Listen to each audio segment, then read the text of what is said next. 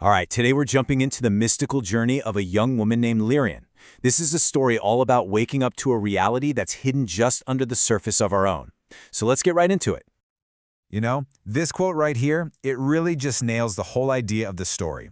It's all about rediscovery, about someone who's been led to believe she's just, well, average, only to find out her true self is something else entirely.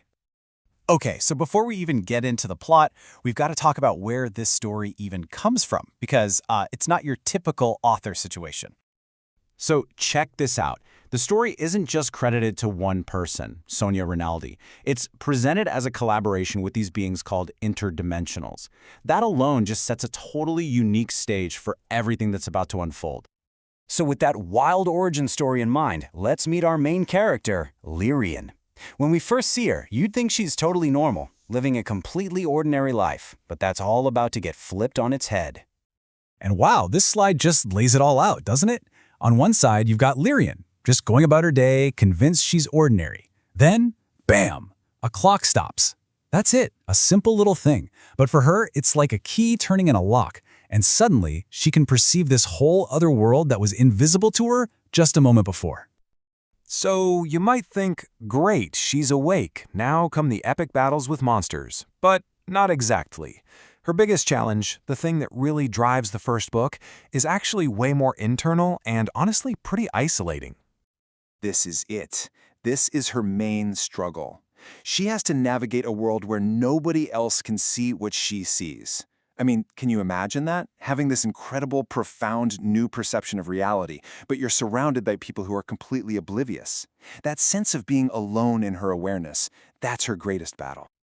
But just when you think she's totally on her own in this confusing new reality, a guide shows up. And this guide brings a mission, one that gives her a whole new sense of purpose and a sense of real urgency. And this guide, he's named Zunar. And, yep, you guessed it, he's one of those interdimensional beings we talked about earlier. He steps in as her mentor to explain what's happening and to lay out exactly what she is now meant to do. Zunar basically gives her this three-part to-do list, and it's a big one. It's the core of the second book. First, she's got to see through the illusions of her world. Second, she needs to remember who she really is deep down. And third, she has to get all this done before these crucial portals close for good. So, no pressure. Okay, so we have this epic quest, right? But what's the end game here? What's the real point of it all? It's not about finding some lost treasure or gaining a superpower. It's something way, way more personal. And there it is. That's the heart of it. The whole journey, crossing the veils, the race against time, all of it is just a mechanism to help her strip away that false identity of being ordinary and finally awaken to her true, authentic self. The journey outward is really just a journey inward. Which, kind of leaves us with a pretty big question to think about, doesn't it? The story suggests our everyday reality is its own kind of veil.